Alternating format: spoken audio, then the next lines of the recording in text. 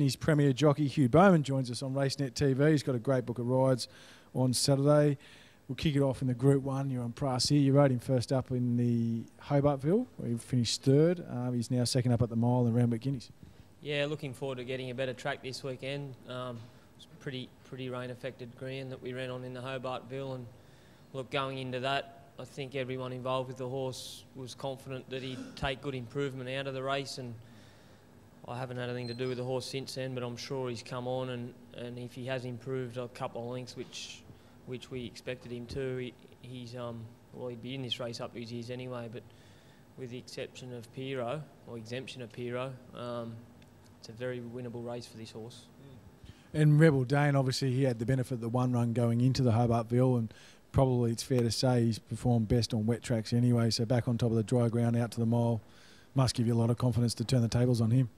Look, it does, but I have a lot of respect for the horse. He's got an outstanding record, and it took a champion to beat him the other day, so, you know, I'm not going into the race confident of beating him, but I think I can beat him, yeah.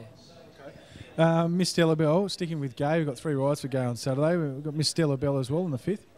Yeah, look, she's got a good record as well, lightly raced.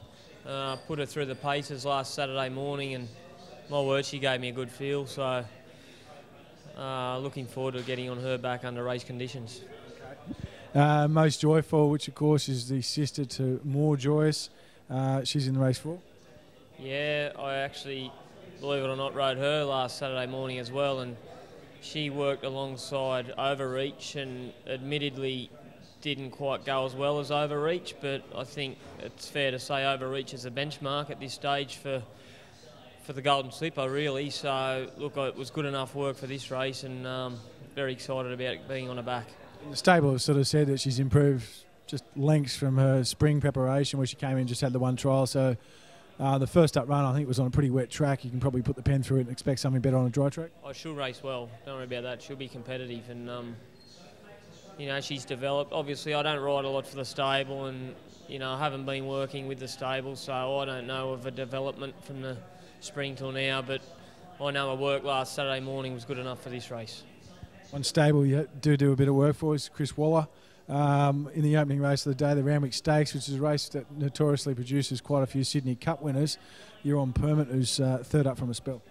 Yeah, well, this horse didn't come up really last preparation, but I've ridden him his first 2 runs this time in, and he's given me a good feel both times.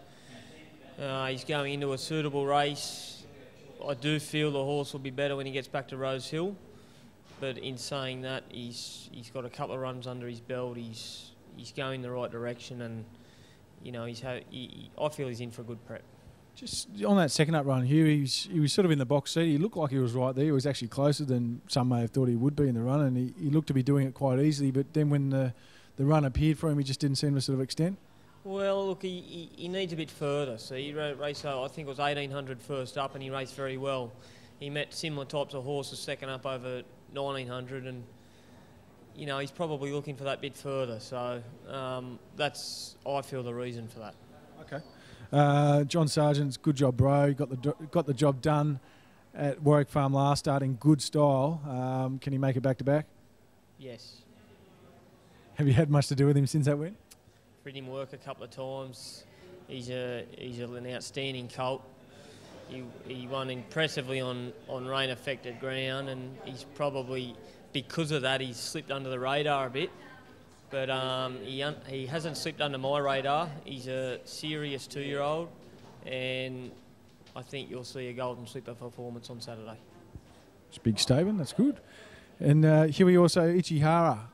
She's a filly that you've ridden, I think, at last start, maybe even the start before. She got run down by Bonetta last start, who until last Saturday we thought was the benchmark filly anyway. What do you rate her chances on Saturday? Yeah, excellent.